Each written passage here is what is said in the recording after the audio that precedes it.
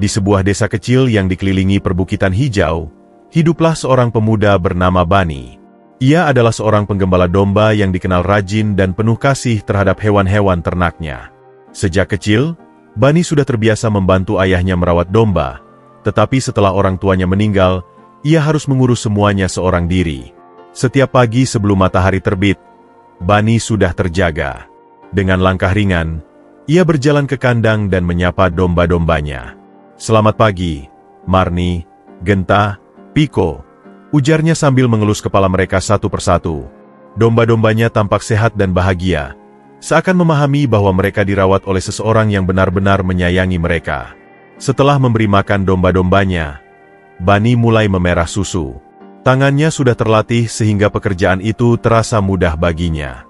Ia menampung susu dalam kendi tanah liat, lalu menuangkannya ke dalam botol-botol kaca yang ia bawa ke pasar desa setiap hari. Meski hidupnya sederhana, Bani tidak pernah mengeluh. Ia menikmati rutinitasnya dan selalu bersyukur atas apa yang dimilikinya. Baginya, kebahagiaan bukanlah tentang harta, melainkan ketenangan hati dan kecintaannya terhadap pekerjaannya. Setelah semua susu terkumpul, Bani mengangkat keranjang berisi botol-botol susu dan bergegas ke pasar. Jalan menuju pasar desa tidaklah mudah. Ia harus melewati jalan setapak berbatu dan menyeberangi sungai kecil. Namun, semua itu tidak membuatnya mengeluh. Ia justru merasa beruntung bisa menikmati keindahan alam setiap hari. Sesampainya di pasar, Bani membuka lapak kecilnya di sudut yang biasa. Pelanggannya, kebanyakan ibu-ibu rumah tangga, sudah menunggu. "Bani, seperti biasa ya, 2 botol susu," seru Bu Sari, pelanggan setianya. "Baik, Bu," jawab Bani ramah sambil menyerahkan botol susu. Sejak dulu, susu domba Bani memang terkenal enak dan segar. Banyak orang menyukainya karena rasanya lebih gurih dibanding susu sapi. Namun, Bani tidak pernah menyangka bahwa suatu hari, salah satu pelanggannya akan menemukan sesuatu yang luar biasa dalam susunya, sesuatu yang akan mengubah hidupnya selamanya. Hari itu, seperti biasa, Bani menjual susu di pasar desa. Pelanggannya datang silih berganti, membeli 1 atau 2 botol susu untuk keluarga mereka. Ia tersenyum puas melihat susu dagangannya laris terjual. Namun, di antara para pelanggan setianya, ada seorang lelaki tua bernama Pak Dharma. Ia sudah lama menderita nyeri sendi yang membuatnya sulit berjalan. Meski demikian, ia tetap datang ke pasar setiap minggu untuk membeli susu Bani. "Hari ini susunya segar seperti biasa, Bani?" tanya Pak Dharma sambil tersenyum ramah. "Tentu, Pak. Aku pastikan domba-dombaku makan dengan baik dan sehat," jawab Bani sambil menyerahkan botol susu. Pak Dharma mengangguk puas dan berjalan pelan meninggalkan pasar. Ia tidak pernah tahu bahwa hari itu akan menjadi awal dari sesuatu yang luar biasa. Keesokan harinya, Bani dikejutkan oleh kedatangan Pak Dharma yang tampak lebih segar daripada biasanya. Biasanya, lelaki tua itu berjalan dengan tertatih-tatih, tetapi kali ini langkahnya lebih ringan. "Bani, aku harus memberitahumu sesuatu," seru Pak Dharma dengan semangat. "Ada apa, Pak?" tanya Bani heran. "Semalam, setelah meminum susu darimu, aku merasa tubuhku jauh lebih baik. Biasanya, nyeri sendi ini membuatku sulit tidur, tapi tadi malam aku bisa tidur nyenyak, dan pagi ini tubuhku terasa lebih ringan." Bani terkejut. "Benarkah, Pak? Mungkin itu kebetulan saja." "Tidak, Bani. Aku sudah bertahun-tahun mengalami nyeri ini, dan tak ada obat yang benar-benar menyembuhkan. Tapi setelah minum susu dombamu, aku merasa seperti kembali muda," ujar Pak Dharma dengan mata berbinar. Kabar ini segera menyebar ke seluruh desa. Orang-orang mulai penasaran dan ingin mencoba sendiri susu dari domba Bani. Sejak pagi, lapaknya di pasar mulai ramai oleh pembeli yang ingin merasakan sendiri keajaiban susu dombanya. "Bani, aku beli 3 botol," seru seorang ibu. "Untukku 5 botol, Bani," tambah seorang bapak yang penasaran. Bani mulai kewalahan melayani pelanggan yang semakin banyak. Ia bertanya-tanya, bagaimana mungkin susu yang selama ini ia jual tiba-tiba memiliki khasiat menyembuhkan? Apakah ada sesuatu yang berbeda dengan domba-dombanya? Ataukah hanya keberuntungan semata? Meski belum menemukan jawabannya, satu hal pasti, sejak hari itu, Susu domba Bani bukan lagi sekadar minuman biasa. Ia telah menjadi harapan bagi banyak orang. Sejak kabar tentang kesembuhan Pak Dharma tersebar, pasar desa menjadi jauh lebih ramai dari biasanya, terutama di sekitar lapak Bani. Setiap pagi, bahkan sebelum Bani tiba, sudah ada orang-orang yang antre menunggunya datang. "Bani, aku pesan 6 botol hari ini," teriak seorang ibu di barisan depan. "Untukku 7 botol. Bani, kemarin aku hanya dapat 1. Itu pun hampir habis diminum anak-anakku," sahut seorang pria lainnya. Bani tersenyum canggung. "Tenang, semua. Aku akan berusaha membagi rata agar semua kebagian." Namun, masalah mulai muncul. Persediaan susu yang biasanya cukup untuk memenuhi kebutuhan pelanggan setianya kini habis dalam hitungan menit. Bahkan, beberapa pelanggan harus pulang dengan tangan kosong. "Ini tidak adil. Aku sudah antre lama, tapi tetap tidak dapat," gerutu seorang ibu. "Apa susunya hanya manjur kalau dibeli lebih dulu? Kami yang datang belakangan jadi tidak kebagian khasiatnya," celetuk seorang pria di belakang. Bani hanya bisa menghela napas. Ia tidak ingin ada pelanggan yang kecewa, tapi jumlah susu yang ia hasilkan setiap hari tetap terbatas. Bagaimanapun, dombanya hanya bisa menghasilkan susu dalam jumlah tertentu, dan ia tidak ingin memaksakan mereka hingga kelelahan. Hari demi hari, antrean semakin panjang. Bahkan, ada beberapa orang dari desa lain yang datang karena mendengar cerita tentang keajaiban susu Bani. Beberapa dari mereka merasakan manfaat luar biasa setelah meminumnya, tetapi ada pula yang tidak merasakan perubahan apapun. "Kenapa aku tidak merasakan apa-apa setelah minum susu ini?" tanya seorang pembeli dengan nada kecewa. "Aku juga, rasanya enak, tapi tubuhku tetap sama saja," tambah yang lain. Perkataan mereka membuat Bani berpikir keras. Mengapa hanya sebagian orang yang mendapatkan manfaat ajaib dari susunya? Apakah ada sesuatu yang berbeda dalam susu yang mereka minum? Bani mulai mengingat-ingat setiap proses yang ia lakukan.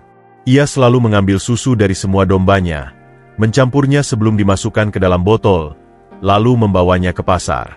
Tapi jika semua susu berasal dari sumber yang sama, mengapa hasilnya berbeda-beda bagi setiap orang? "Jangan-jangan ada sesuatu yang istimewa dari salah satu dombaku," gumamnya dalam hati.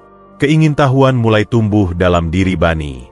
Ia tahu bahwa satu-satunya cara untuk menemukan jawabannya adalah dengan menyelidiki domba-dombanya secara lebih teliti. Maka, sore itu, setelah kembali dari pasar, Bani memutuskan untuk mengamati kandangnya lebih cermat. Sesuatu dalam hatinya mengatakan bahwa jawaban dari misteri ini ada di sana. Sore itu, setelah pulang dari pasar, Bani duduk di depan kandang dombanya, merenungi apa yang baru saja terjadi. Antrean panjang, pelanggan yang kecewa, dan misteri susu ajaib yang hanya memberikan manfaat bagi sebagian orang, semuanya berputar di kepalanya. "Aku harus mencari tahu," gumamnya. Bani mengambil lentera dan masuk ke kandang. Udara malam terasa sejuk, dan suara jangkrik terdengar samar dari kejauhan. Domba-dombanya sudah mulai beristirahat, beberapa meringkuk nyaman di jerami, sementara yang lain berdiri sambil mengunyah sisa makanan mereka. Ia mendekati setiap domba, memperhatikan satu persatu dengan saksama. Dombanya semua sehat dan terawat baik, seperti biasa. Tapi, jika semuanya sama, mengapa hanya beberapa botol susu yang memberikan efek luar biasa? Untuk memastikan tidak ada yang terlewat, keesokan paginya, Bani mulai melakukan pencatatan lebih teliti. Ia menyiapkan beberapa ember, masing-masing untuk susu dari domba yang berbeda. Biasanya, ia mencampurkan semua susu menjadi satu sebelum dijual, tetapi kali ini ia ingin melihat apakah ada perbedaan dari masing-masing domba. Hari itu, setelah selesai memerah susu, ia menandai setiap botol sesuai dengan asal susunya. Kemudian, saat di pasar, ia diam-diam memperhatikan siapa saja yang membeli susu dari domba tertentu dan menunggu apakah ada laporan tentang efek ajaibnya. Beberapa hari berlalu, dan pola mulai terlihat. Hanya susu dari botol yang berasal dari satu domba tertentu yang selalu memberikan efek luar biasa bagi pelanggan. Dengan hati berdebar, Bani mencocokkan catatannya dan menemukan jawabannya. Susu ajaib itu berasal dari satu domba betina kesayangannya, Marni. Bani langsung merasa takjub. Marni memang berbeda dari domba lainnya. Ia lebih tenang, bulunya lebih lebat dan bersih, serta memiliki kebiasaan unik yang tidak dimiliki domba lain. Ia sering berjalan ke pinggiran kandang yang dekat dengan hutan dan memakan tanaman liar di sana. Bunny mulai berpikir, jangan-jangan rahasia susu ajaib ini ada pada makanan yang dimakan Marni. Untuk memastikan dugaannya, ia mulai mengamati lebih dekat tanaman apa saja yang sering dimakan Marni. Ada beberapa jenis rumput dan dedaunan yang tidak disentuh oleh domba lain, tetapi Marni tampaknya sangat menyukainya. Kini, misteri susu ajaib mulai terpecahkan, tetapi Bunny tahu bahwa ini baru awal dari sesuatu yang lebih besar. Jika benar ada tanaman khusus yang memberikan keajaiban pada susu Marni, apa yang akan terjadi jika orang lain mengetahuinya? Apakah ini berkah atau justru akan membawa masalah baru? Dengan banyak pertanyaan di kepalanya, Bunny memutuskan untuk terus menyelidiki lebih jauh. Apapun jawabannya, ia tahu satu hal, Marni bukan domba biasa. Setelah menemukan bahwa susu ajaib berasal dari Marni, Bunny mulai memperhatikan domba betina kesayangannya itu dengan lebih saksama. Marni memang berbeda dari domba lainnya, tidak hanya dari penampilannya, tetapi juga dari kebiasaannya. Dibandingkan domba lain, bulu Marni tampak lebih tebal, lebih bersih, dan berkilau di bawah sinar matahari. Saat domba-domba lain berebut makan di tempat pakan, Marni sering menyendiri, berjalan ke tepi kandang dekat hutan kecil yang berbatasan dengan ladang rumput. Di sana, ia memilih dedaunan tertentu, tanaman liar yang tidak disentuh domba lain. Bunny semakin yakin bahwa makanan Marni adalah kunci dari keajaiban susunya. Ia mulai mencatat tanaman apa saja yang sering dimakan Marni. Beberapa di antaranya adalah rumput biasa, tetapi ada beberapa tanaman dengan daun kecil berbentuk unik dan bunga mungil berwarna keunguan. Untuk menguji teorinya, Bunny mencoba memberikan tanaman yang sama kepada beberapa domba lainnya. Namun, mereka hanya mencium lalu meninggalkannya. Hanya Marni yang tampaknya menyukai tanaman tersebut. Jadi, ini bukan hanya soal makanan, gumam Bunny. Mungkin ada sesuatu yang khusus dalam tubuh Marni yang membuatnya bisa mengubah tanaman ini menjadi susu yang menyembuhkan. Seiring waktu, hubungan Bunny dengan Marni semakin erat. Ia merasa bahwa Marni bukan sekadar domba biasa, tetapi sahabat yang telah membantunya tanpa disadari. Saat Bunny duduk di dekat kandang, Marni sering mendekat dan menyandarkan kepalanya di bahu Bunny, seolah memahami pikiran pemiliknya.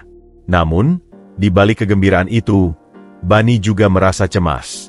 Jika kabar tentang Marni dan rahasia susu ajaibnya tersebar luas, apa yang akan terjadi? Aku harus menjaga Marni baik-baik, pikir Bunny. Tidak semua orang memiliki niat baik.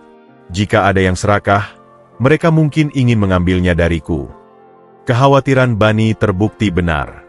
Hari-hari berikutnya, ia mulai merasakan perubahan dalam sikap orang-orang di sekitarnya. Pelanggannya semakin banyak bertanya tentang asal-usul susu tersebut.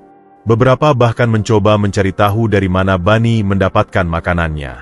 Suatu sore, saat Bunny sedang mengurus kandang, seorang saudagar kaya bernama Pak Rengga datang berkunjung.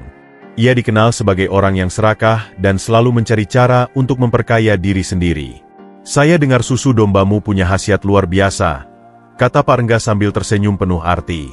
Berapapun harganya, saya ingin membeli semua yang kamu punya. Bunny menggeleng. Aku tidak bisa menjual semuanya, Pak. Banyak orang di desa ini yang bergantung pada susu dombaku. Pak Rengga menyipitkan mata. Kalau begitu, bagaimana kalau saya membeli domba terbaikmu? Saya bayar mahal. Bunny merasakan ketegangan dalam hatinya. Ia tahu bahwa yang diincar Pak Rengga adalah Marni. Dengan hati-hati, ia menjawab, "Maaf, Pak. Semua dombaku adalah keluarga. Aku tidak bisa menjual salah satu dari mereka." Pak Rengga tersenyum tipis, tetapi ada sesuatu dalam tatapannya yang membuat Bunny merasa tidak nyaman. Saat saudagar itu pergi, Bunny merasa firasat buruk menghampirinya. Ia menatap Marni yang sedang berdiri di sudut kandang, tenang seperti biasa, tak menyadari bahwa dirinya kini telah menjadi pusat perhatian banyak orang, termasuk mereka yang berniat jahat. Malam itu, Pak Rengga duduk di berandanya, menyesap teh hangat dengan senyum puas.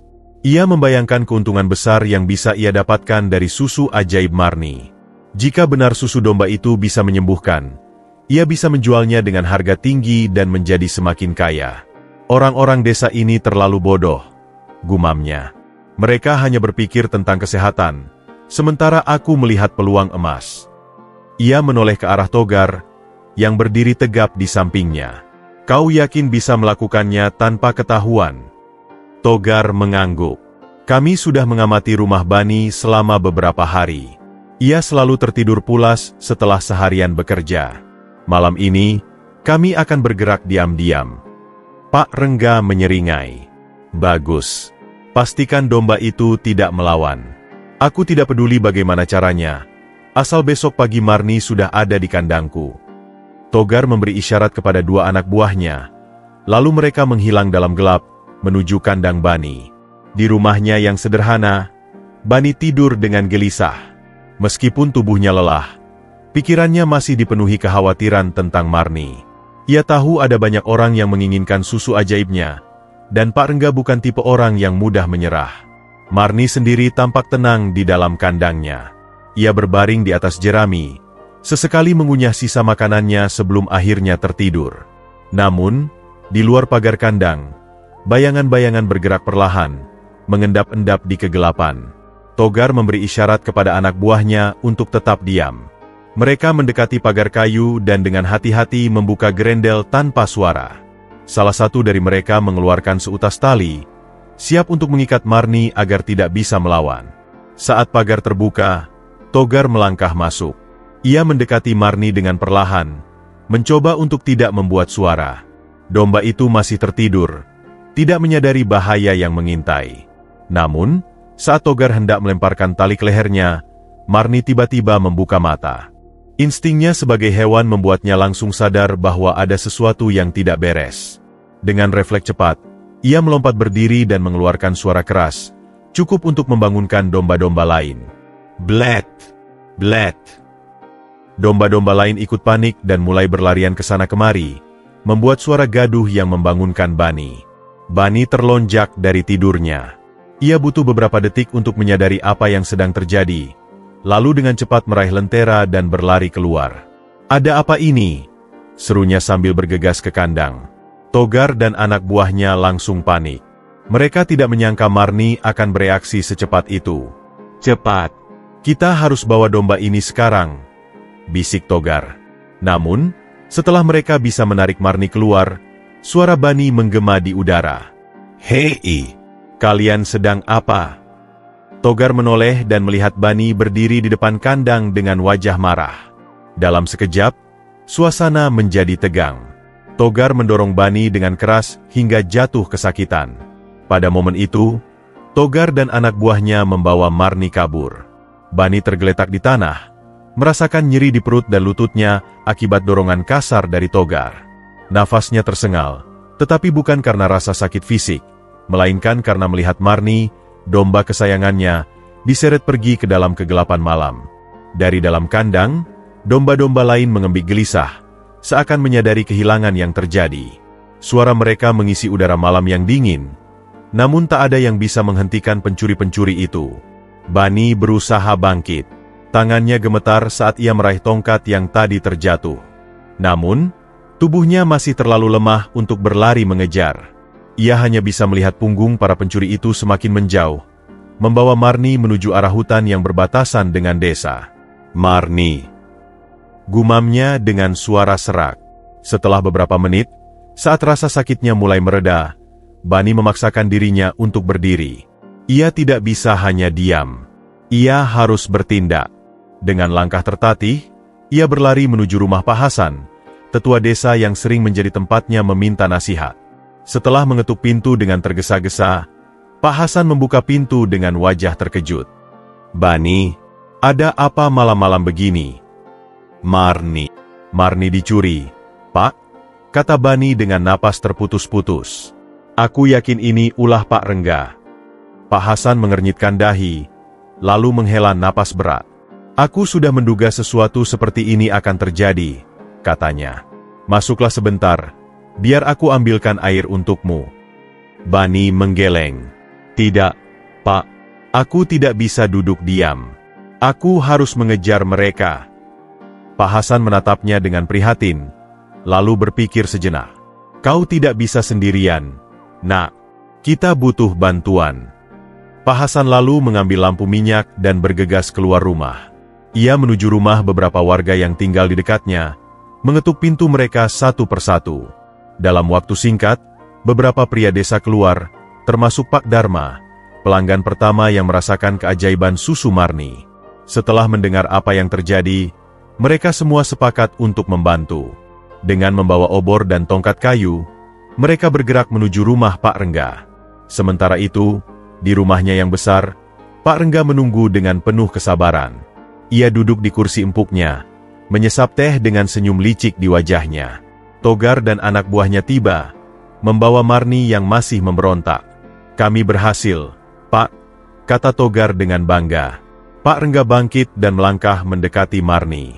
Ia memperhatikan domba itu dengan penuh rasa puas.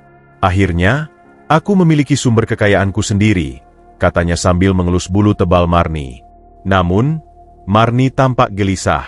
Ia terus menggerakkan kepalanya ke sana kemari, mengembik dengan keras. Tidak seperti domba lain yang biasanya tunduk setelah beberapa saat, Marni justru semakin resah. "Kenapa dia seperti ini?" tanya Pak Rengga kesal. Togar mengangkat bahu. "Mungkin butuh waktu untuk beradaptasi. Lagi pula, dia hanya seekor domba." Pak Rengga menghela napas dan melambaikan tangannya. "Kunci dia di kandang bersama domba-dombaku. Besok pagi, kita mulai memerah susunya." Togar dan anak buahnya membawa Marni ke kandang besar di belakang rumah Pak Rengga. Namun, saat mereka hendak meninggalkannya, Marni menolak makan dan terus mengembik keras. Pak Rengga hanya mengabaikannya. "Besok dia akan terbiasa," katanya yakin. Malam itu, suara embikan Marni terus menggema dari dalam kandang besar milik Pak Rengga. Tidak seperti domba lain yang patuh setelah dipindahkan ke tempat baru, Marni tetap memberontak, menolak makan, dan mengembik tanpa henti. Pak Rengga, yang awalnya berpikir bahwa domba itu hanya butuh waktu untuk beradaptasi, mulai merasa terganggu. "Togar, kenapa domba itu masih berisik?" bentaknya sambil menutup telinga. Togar dan anak buahnya hanya bisa saling pandang. "Kami sudah mencoba menenangkannya, Pak, tapi dia tidak mau diam." Pak Rengga memijit pelipisnya. "Kalau begitu, biarkan saja.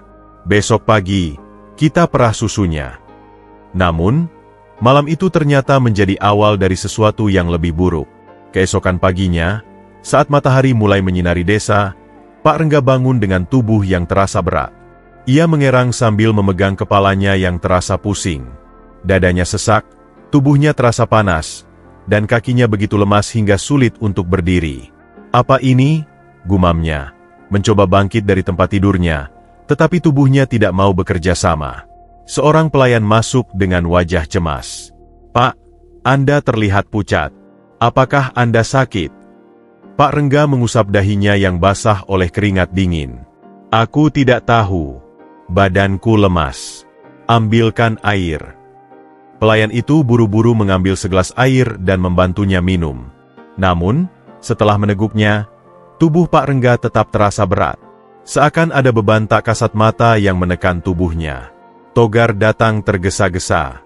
"Pak, ada masalah." "Apa lagi sekarang?" Pak Rengga berusaha keras untuk tetap fokus. Togar menelan ludah sebelum berbicara. "Domba itu, Marni. Dia tidak menghasilkan susu sama sekali." Pak Rengga langsung menegang. "Apa?" "Kami sudah mencoba memerahnya, tetapi tidak ada setetes pun yang keluar." Wajah Pak Rengga memerah karena marah, tetapi tubuhnya terlalu lemah untuk berdiri. "Tidak mungkin. Domba itu seharusnya menghasilkan susu ajaib." Togar menggeleng. "Saya tidak tahu kenapa, Pak. Tapi sepertinya dia semakin stres. Dia bahkan tidak mau makan sejak tadi malam." Pak Rengga mencengkeram selimutnya dengan kesal. Ia sudah melakukan segala cara untuk mendapatkan Marni, tetapi sekarang, domba itu tidak memberinya apapun selain masalah. Sementara itu, kabar tentang kondisi Pak Rengga mulai menyebar di desa. Orang-orang mulai berbisik-bisik bahwa ialah orang di balik pencurian Marni dan mungkin ini adalah karma karena ia telah mencuri Marni dari Bani. Dia serakah, dan sekarang dia sakit tiba-tiba. "Seperti kena kutukan," kata seorang warga. "Aku dengar dombanya tidak mau menghasilkan susu." Itu artinya, hanya di tangan Bani susu itu bisa berkhasiat, sahut yang lain. Pak Hasan dan beberapa warga desa akhirnya memutuskan untuk datang ke rumah Pak Rengga. Mereka menemukan saudagar kaya itu terbaring lemah di tempat tidurnya. Wajahnya pucat dan tubuhnya tampak lemah. Pak Hasan mendekat. "Pak Rengga, sudah waktunya kau mengakui kesalahanmu," katanya dengan suara tenang namun tegas. Pak Rengga, yang biasanya selalu sombong, kini hanya bisa menatap mereka dengan mata lelah. Aku tidak mengerti. Kenapa ini terjadi padaku?" Pak Hasan menghela napas. "Marni bukan sekadar domba biasa. Ia hanya mau memberikan susu ajaibnya kepada orang yang merawatnya dengan kasih sayang. Kau mengambilnya dengan paksa, dan sekarang dia tidak mau memberi apapun padamu." Pak Rengga menggigit bibirnya. Ia tahu kata-kata Pak Hasan ada benarnya. Ia telah bertindak serakah, berpikir bahwa ia bisa memiliki keajaiban Marni hanya dengan mengambilnya. Salah satu warga menimpali, satu-satunya cara untuk memperbaiki ini adalah dengan mengembalikan Marni kepada Bani. Pak Rengga terdiam. Ia benci mengakui kekalahan. Tetapi melihat keadaannya yang semakin memburuk, ia tidak punya pilihan lain. Dengan suara lemah, ia akhirnya berkata, "Baiklah, bawa domba itu kembali ke Bani." Saat Togar dan anak buahnya membawa Marni kembali ke kandang Bani, suasana terasa penuh harapan. Begitu mereka tiba, Bani yang sudah menunggu langsung berlari menghampiri domba kesayangannya. "Marni!" serunya. Suaranya penuh emosi. Marni yang awalnya gelisah langsung menenangkan diri begitu melihat Bani. Domba itu berlari kecil ke arahnya dan menggosokkan kepalanya ke tubuh pemuda itu, seakan lega bisa kembali ke rumahnya. Bani tersenyum lebar. Air mata kebahagiaan menggenang di matanya. Ia mengelus kepala Marni dengan lembut. "Kau sudah kembali. Aku janji tidak akan membiarkan siapapun mengambilmu lagi." Warga desa yang melihat pemandangan itu merasa haru. Mereka semakin yakin bahwa Marni bukan domba biasa. Ia adalah makhluk yang hanya bisa memberikan keajaibannya kepada orang yang tulus mencintainya. Tak lama setelah kembali ke kandangnya, Marni mulai makan dengan lahap, dan keesokan harinya, susu ajaibnya kembali mengalir seperti biasa. Dan di rumahnya, Pak Rengga yang masih sakit mendengar kabar itu. Ia menutup mata dan menghela napas panjang. Kini, ia tahu bahwa uang tidak bisa membeli segalanya. Pagi itu, setelah Marni kembali ke kandangnya, desa masih dipenuhi perbincangan tentang apa yang telah terjadi. Banyak warga merasa lega karena domba ajaib itu telah kembali ke tangan Bani, tetapi mereka juga penasaran dengan kondisi Pak Rengga. Bani tidak ingin berlama-lama merayakan kembalinya Marni. Ia tahu ada satu hal yang harus ia lakukan, mengunjungi Pak Rengga dan memastikan pria itu baik-baik saja. Bersama Pak Hasan dan beberapa warga lainnya, Bani berjalan menuju rumah saudagar kaya itu. Di sepanjang jalan, orang-orang berbisik tentang bagaimana Pak Rengga jatuh sakit setelah mencuri Marni. Sepertinya memang benar. Ya, susu Marni itu hanya ajaib kalau diberikan dengan ketulusan, bisik seorang ibu. "Aku harap Pak Rengga belajar dari kesalahannya," sahut yang lain. Sesampainya di rumah Pak Rengga, mereka mendapati suasana yang jauh berbeda dari biasanya. Tak ada kesibukan para pelayan, tak ada aktivitas perdagangan yang ramai. Rumah besar itu tampak sepi dan suram. Togar, yang sejak pagi merawat Pak Rengga, menyambut mereka dengan wajah cemas. Dia belum membaik, bahkan makin parah. Tanpa menunggu lebih lama, Bani melangkah masuk ke kamar Pak Rengga.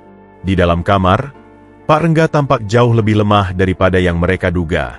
Wajahnya pucat, keringat dingin membasahi dahinya, dan napasnya tersengal. Ia membuka mata perlahan saat merasakan kehadiran orang-orang di sekitarnya. Tatapannya melemah ketika melihat Bani berdiri di sisi ranjangnya. "Kau datang lagi?" Suaranya serak dan hampir tak terdengar.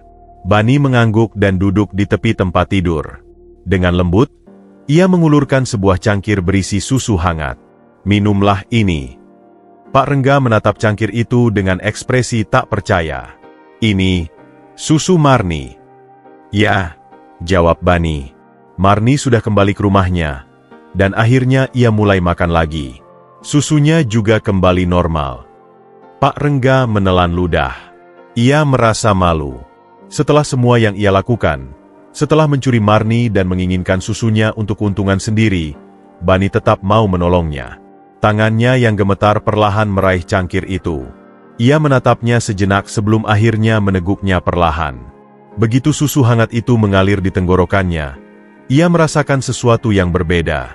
Sebuah kehangatan menyebar ke seluruh tubuhnya, mengalir dari perut ke dada, lalu ke ujung-ujung jarinya. Sesak yang ia rasakan selama beberapa hari terakhir mulai menghilang, dan tubuhnya yang lemas perlahan mendapatkan kembali tenaganya. Para warga yang menyaksikan semua ini menahan napas. Mereka melihat perubahan di wajah Pak Rengga, dari pucat dan penuh penderitaan menjadi lebih tenang dan segar. Pak Rengga menghela napas panjang, seolah-olah baru pertama kali dalam beberapa hari ia bisa bernapas dengan benar. Ia menatap Bani dengan mata berkaca-kaca. "Kenapa? Kenapa kau masih mau menolongku setelah semua yang kulakukan?" Suaranya nyaris berbisik. Bani tersenyum kecil. "Karena aku tahu setiap orang bisa berubah. Aku tidak mau menyimpan dendam, Pak Rengga. Yang penting sekarang, Anda sudah sembuh." Air mata menggenang di sudut mata Pak Rengga. Ia merasa begitu kecil di hadapan pemuda sederhana ini. Seumur hidupnya, ia hanya berpikir tentang uang dan keuntungan, tanpa pernah benar-benar memahami makna keikhlasan dan kebaikan hati. Ia menundukkan kepala. "Aku telah bertindak serakah. Aku pikir aku bisa memiliki keajaiban Marni hanya dengan mengambilnya. Tapi aku salah." Pak Hasan, yang berdiri di dekat pintu, mengangguk bijak. Keajaiban itu bukan hanya datang dari susu Marni, tapi juga dari ketulusan hati Bani. Pak Rengga mengusap wajahnya, mencoba menenangkan diri. Lalu, ia menatap para warga yang berdiri di sekelilingnya. Aku ingin meminta maaf kepada semuanya. Aku telah berbuat salah. Aku tidak bisa mengubah apa yang sudah terjadi, tapi aku ingin menebus kesalahanku." Bani tersenyum. "Yang terpenting adalah Anda menyadari kesalahan dan mau berubah." Pak Rengga menarik napas dalam-dalam, lalu berkata, "Mulai sekarang, aku tidak akan lagi hanya memikirkan keuntungan sendiri. Aku ingin lebih banyak membantu desa ini." Warga saling berpandangan, lalu tersenyum. Mereka bisa melihat ketulusan di mata Pak Rengga. "Kalau begitu, kita akan mendukung perubahanmu," kata Pak Hasan. Bani mengangguk setuju. Semoga ini menjadi awal yang baru. Beberapa hari kemudian, desa kembali dipenuhi suasana damai.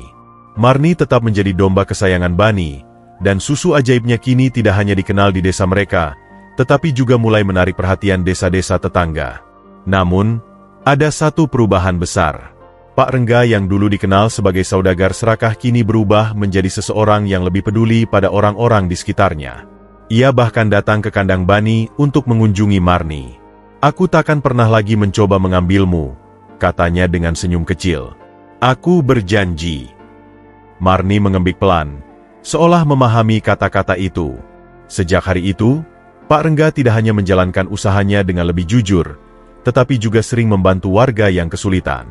Ia bahkan menawarkan bantuannya kepada Bani untuk memperluas peternakannya, agar lebih banyak orang bisa mendapatkan manfaat dari susu Marni. Dan di desa kecil itu, kisah tentang domba ajaib dan pemuda baik hati terus dikenang dari generasi ke generasi, sebagai pengingat bahwa keajaiban sejati tidak datang dari sekadar susu, tetapi juga dari ketulusan dan kebaikan hati.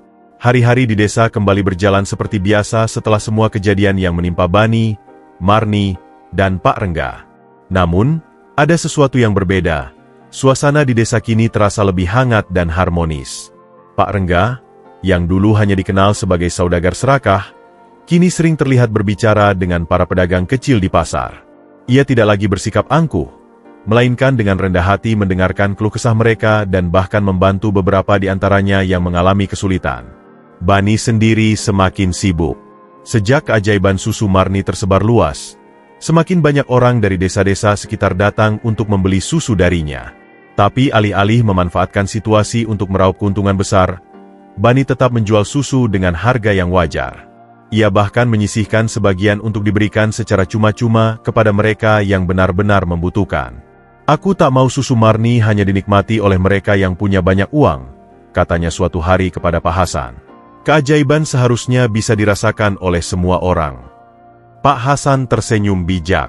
Itulah sebabnya kau tetap dicintai banyak orang, Bani.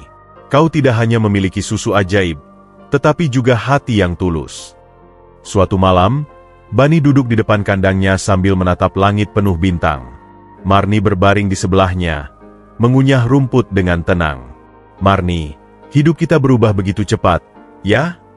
bisik Bani sambil mengelus bulu lembut domba kesayangannya. Domba itu hanya mengembik pelan, seolah mengerti apa yang dikatakan Bani. Bani menarik napas dalam. Dulu, ia hanyalah seorang pemuda desa biasa yang bekerja keras merawat dombanya tanpa berpikir terlalu jauh tentang kehidupan.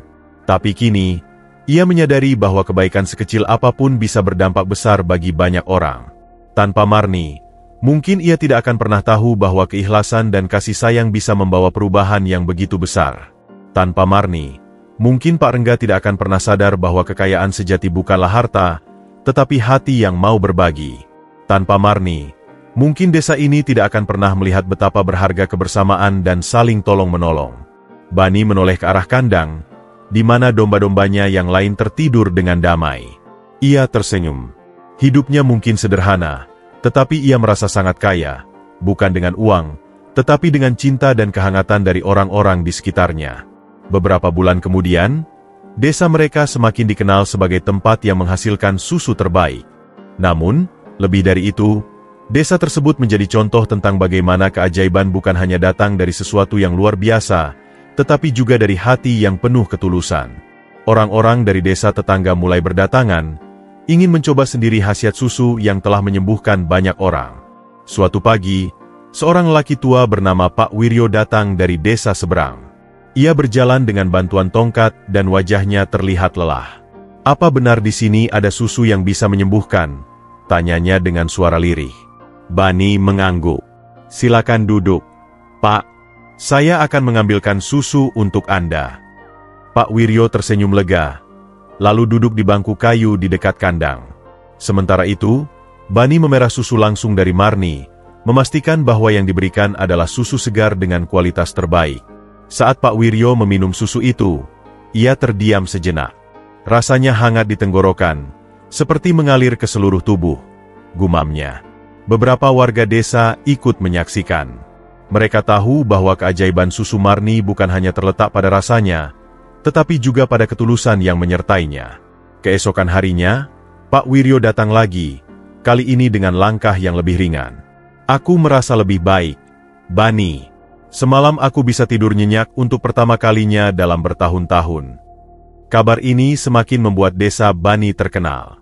Namun, Bani mulai menyadari satu hal, Marni hanyalah satu domba, dan susu yang dihasilkannya terbatas. Jika semakin banyak orang datang, bagaimana ia bisa memenuhi permintaan mereka tanpa mengorbankan kesejahteraan Marni? Ia pun mulai mencari solusi. Bani tahu bahwa susu Marni memiliki keajaiban karena sesuatu yang ia makan. Ia pun memutuskan untuk menyelidiki lebih dalam tentang tanaman yang biasa dimakan oleh domba kesayangannya itu. Ia mulai mengamati lebih teliti setiap kali Marni pergi mencari makan di ladang. Ternyata, Marni sering memilih tanaman tertentu yang tumbuh liar di dekat hutan. Bani mengambil beberapa helai daun dan membawanya kepada Pak Hasan, yang dikenal memiliki pengetahuan tentang tumbuhan obat. Pak Hasan mengamati daun itu dengan seksama. Ini adalah tanaman langka yang dikenal bisa meningkatkan kesehatan. Tapi tidak semua hewan bisa mencernanya dengan baik. Mungkin tubuh Marni secara alami dapat menyerap manfaatnya, lalu menyalurkannya ke dalam susunya.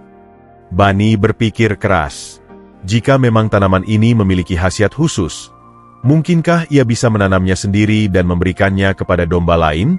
Ia pun mulai bereksperimen dengan beberapa dombanya yang lain, memberi mereka makanan yang sama seperti yang biasa dimakan Marni.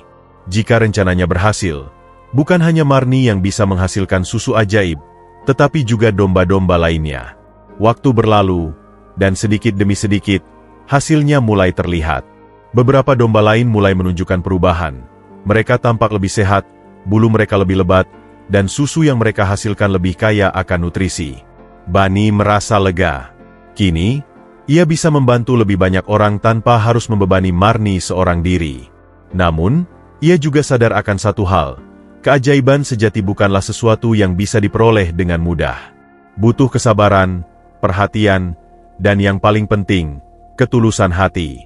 Bani pun tak lagi hanya sekadar seorang pemuda peternak. Ia telah menjadi seseorang yang dihormati dan dikagumi oleh banyak orang. Namun, dalam hatinya, ia tetaplah Bani yang sama, pemuda sederhana yang mencintai domba-dombanya dan selalu berusaha berbagi kebaikan dengan sesama. Dan di desa kecil itu, kisah tentang susu ajaib dari domba Marni terus diceritakan, bukan hanya sebagai dongeng tentang keajaiban, tetapi sebagai pengingat bahwa ketulusan, kesabaran, dan kebaikan hati adalah keajaiban terbesar dalam hidup ini.